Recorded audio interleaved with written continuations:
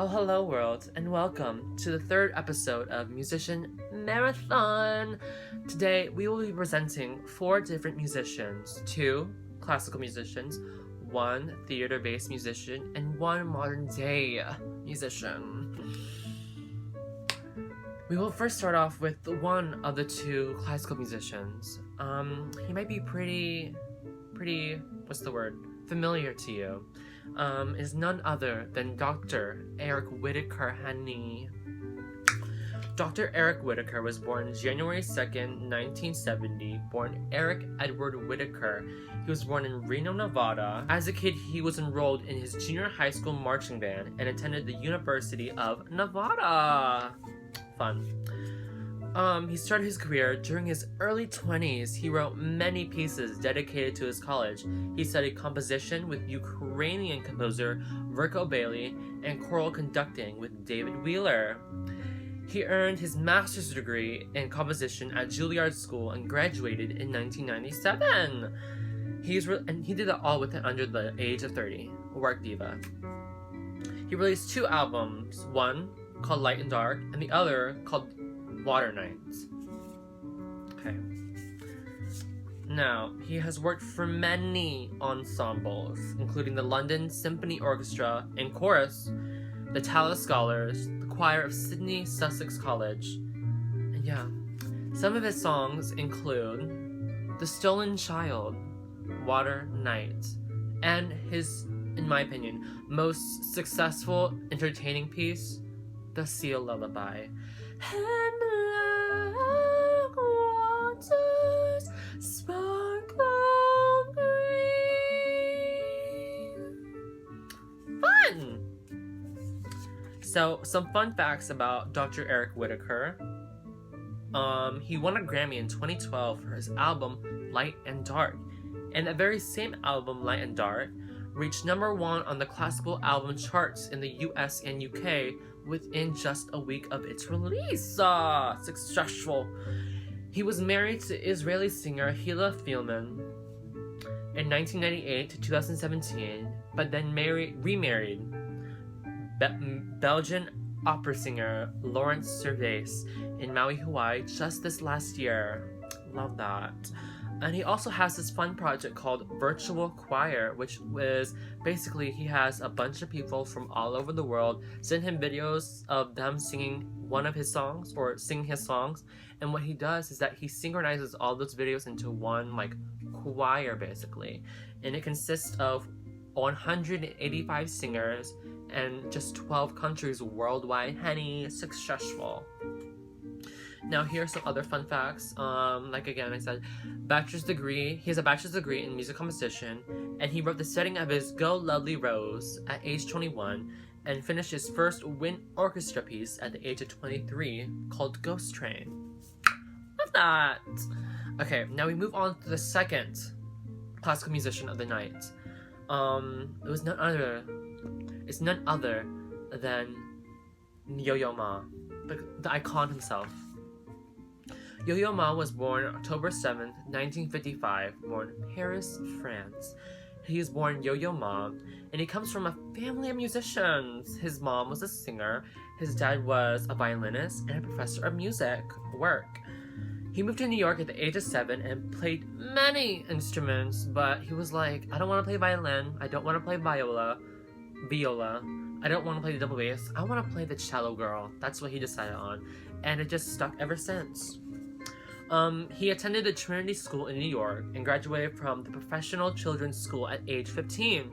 He studied at Juilliard School at age 19 and got his bachelor's degree from Harvard in 1976 and received his honorary doctorate in 1991 from Harvard. From 1997 to 2005, he was in a number of soundtracks, including, but not limited to, 7 Years in Tibet, 1997, Memories of a Geisha, 2005, and Crouching Tiger, Hidden Dragon in 2000. He's the founding member of the Chinese American Committee of 100, which addresses the concerns of Americans of Chinese heritage. In 2009, he served on the President's Committee of the Arts and Humanities. Some of his songs include Wexford Carol, Goat Rodeo, and Unaccompanied Cello Suite Number 1 in G major. Not B major, but in G major. And first and foremost, he was a child prodigy, honey. Like, let me tell you. He performed for the presidents Dwight D. Eisenhower and JFK at the age of 7. He was introduced to The Tonight Show, starring John Carson, with his sister in 1964, and they did a little gig for his show as well. He has 90 albums, and 18 of which are Grammy Award winning. He was named in 2006 the Peace Ambassador by the then UN Secretary General. And fun fact, his concert performing cello is nicknamed Petunia because, here's the story, sis. So it was after class, and one of his students was like, "Hey doc, do you have a nickname for your performance cello?" He was like, "No sis, I don't, but I'll give you one. So I'm gonna play a song, and then you tell me what the name of the cello should be after the song." And he plays a song for her, and she's like, "Girl, I'm getting the vibe of Petunia." He's like, "Petunia?" She's like, "Yeah." And he's like, "Okay, we'll stick with Petunia." And it's stuck ever since. And Petunia, Miss Thing, is at an estimated $2.5 million worth, honey. And he also was presented with the Presidential Medal of Freedom in 2010 by past President Barack Obama. Now we move on to our third musician of the night, our first and only musical theater-based musician, none other than Dame Julie Andrews. She was born on October 1st, 1935, born in England, United Kingdom, born Julia Elizabeth Warren, and she describes it in her memoir as she lived very poor and lived in the bad slum area of London. She had a very abusive stepfather who was very alcoholic, and she lived in the time of World War II, and because of this, she moved around a lot from different houses and also between her parents as well. She went to an independent arts educational school, and it was there that her teachers were like, "Girl, this child has got pipes." And some of her teachers even described her voice, her ability, her talent. They even described her as having absolute pitch. She was just well renowned on all tables, honey. Now, her career. From 1945 to 1947, and she's performed with her parents on little gigs, on like little sets, little moments. But it wasn't until 1947 she made her professional solo debut at the London Hippodrome, singing one of the hardest songs to sing, Hey Sweet Titania. I can't even say the pronunciation of the title. Imagine singing it. At age 13, she sang for the King and Queen of England at the London Palladium. Work diva. She made her television debut on the BBC program West End Theatre. Work, honey. She made her Broadway debut in the musical The Boyfriend the day before her 19th birthday. In 1956, she played Eliza Doolittle in the My Fair Lady musical. She performed in a number of films and musicals. A few, but not limited to, include Mary Poppins, A Spoonful of Sugar, The Sound of Music, and the Princess Diaries franchise moment series. Now here are some fun facts about Dame Julie Andrews. She is named Dame by the Queen Elizabeth II for services to the performing arts. And fun fact, she was actually a result of an affair that her mom had with a family friend. Scandalous. Okay, she has a 4-octave range. She received a Kennedy Center honoree in 2001, and she has 1 Oscar, 6 Golden Globes, 3 Grammys, 2 Emmys, and 3 Tony nominations. She is one award away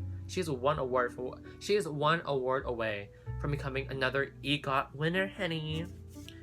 Now, here's some more fun facts. She got her doctorates of fine arts from the University of Maryland and Yale University. She also got her doctorate of letters from the Stony Brook University. Work diva. Now we come to our last, but definitely not least, artist, musician, person of the night. Now, this person is none other than our modern day musician. Please give it up for Miss Kehlani. Now, Kehlani was born April 24th, 1995, born in Oakland, California. She was also born Kehlani Ashley Parrish is her full name. She described herself as a mix between Black, white, Native American, Mexican, and of course, Filipino. I mean, whatever. She was adopted by her aunt when her mother got really heavily addicted to drugs, and eventually she spent time in jail because of such, and Kehlani's father also died when she was very young because of his drug addiction. She went to the Oakland School for the Arts, and when she was 14, she joined a pop cover band called Pop Life, and they eventually entered America's Got Talent in 2011 and landed in 4th place. Work! In 2012 to 2013, Kehlani was effectively homeless, going from house to house, and it wasn't until she started releasing her own music on a platform called SoundCloud that she didn't get recognized, and she released her first mixtape in 2014 titled Cloud 19 and became very successful. Her second mixtape, You Should Be Here, released in 2015, peaked at number 5 in the Billboard R&B and Hip Hop album charts. Her debut album, Sweet Sexy Savage, released in 2017 and peaked at number 3 on the Billboard Hot 200 albums charts. Her third mixtape, While We Wait, was released just last year in 2019. It reached number 9 at Billboard Hot 200 albums. Her second album, not mixtape, second album, honey. It was good until it wasn't. Was just released last week, May 8th. The fun! Okay, so I love Kehlani, and here are some of the few songs that I love. There is Crazy. That's good. We have Distraction. Do you wanna be a distraction, baby? None ya, ain't none your business, ain't none your business. And then here's some other fun facts about Miss Kehlani. When she was younger, actually, she wanted to study dance at Juilliard School, but she put her attention to singing because of a severe knee injury that she had in junior high school. Like again I said, she joined a local pop cover band called Pop Life at the age of 14. She has a total of 2 Grammy nominations, 3 BET nominations, 1 AMA nomination. She is a mother and a vegan. Well, that concludes this episode of Musician Marathon. I hope you all enjoy yourself, and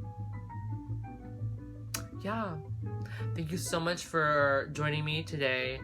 And I will see you in Musician Marathon Part 4. Bye!